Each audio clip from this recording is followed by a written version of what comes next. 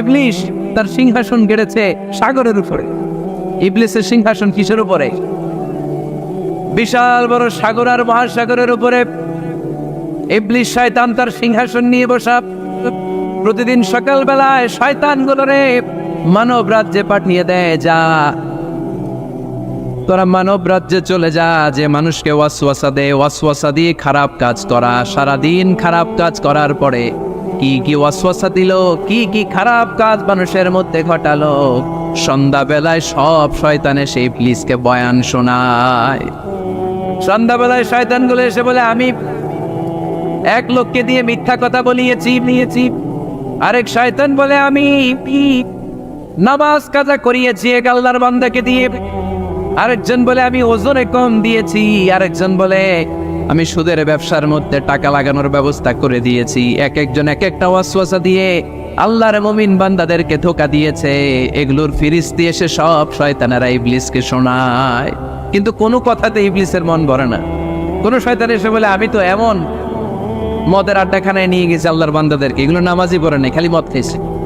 আবার কিছু শয়তান এসে বলে, আমি ক্যাসিনোতে নিয়ে গেছি, ওখানে খালি জুয়া খেলছে।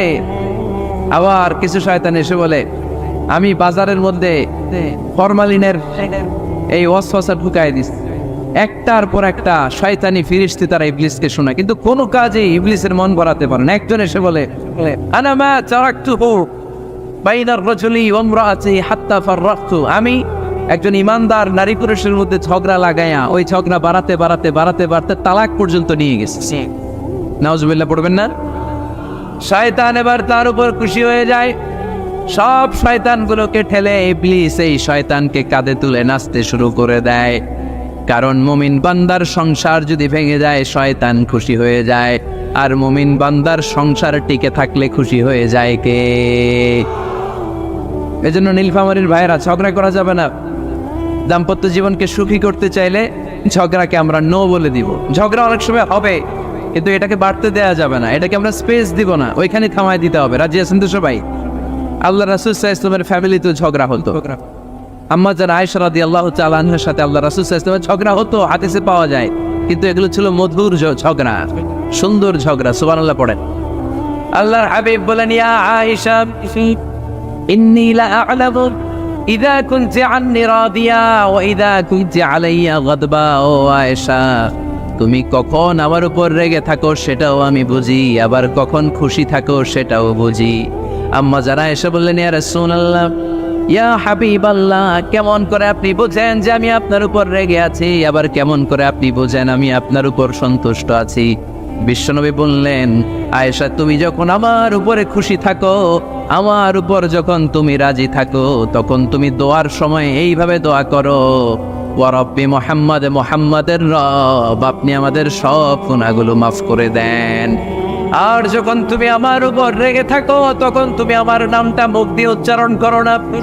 ও আয়েশা, তখন তুমি দোয়ার সময় বলতে থাকো, ওয়া রব্বি ইব্রাহিম, ইব্রাহিমের রব, আপনি আমাদের সব গুনাহগুলো মাফ করে দেন। যখন তুমি খুশি তখন আমার নামটা মুখে নাও, যখন তুমি আমার উপর রেগে থাকো তখন তুমি আমার নামটা মুখে নিতে চাও না। আম্মা জান আয়েশা বললেন, ইয়া রাসূলুল্লাহ, ইয়া হাবিবাল্লাহ, মা হাজুরু ইল্লা ইসমাক, আমি শুধু আমার মুখ থেকে আপনার নামটারে সরায় রাখি, আমার হৃদয় থেকে কোনোদিন আপনারে সরাতে পারি না।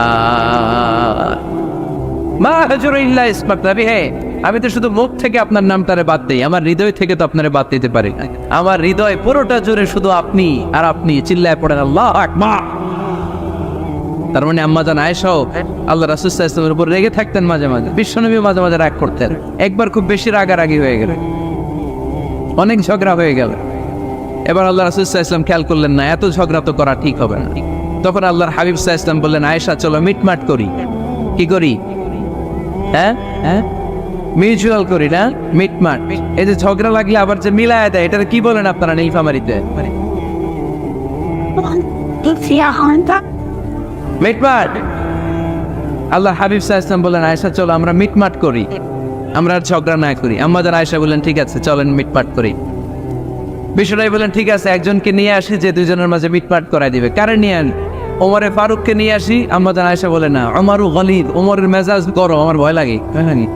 সুবহানাল্লাহ পড়বেন না? বিশ্বনবী বললেন তাহলে তোমার আব্বারে নিয়ে আসি, কই নিয়ে আসেন, আব্বারে খুব ভালো লাগে। বিশ্বনবী বললেন ঠিক আছে তোমার কথাই রইল, ওমরকে ডাকবো না, তোমার আব্বা আবু বকরকে নিয়ে আসবো। বিশ্বনবী মিটমাট করার জন্য সাইয়েদনা আবু বকর রাদিয়াল্লাহু তাআলা আনহুকে ডেকে নিয়ে আসলেন।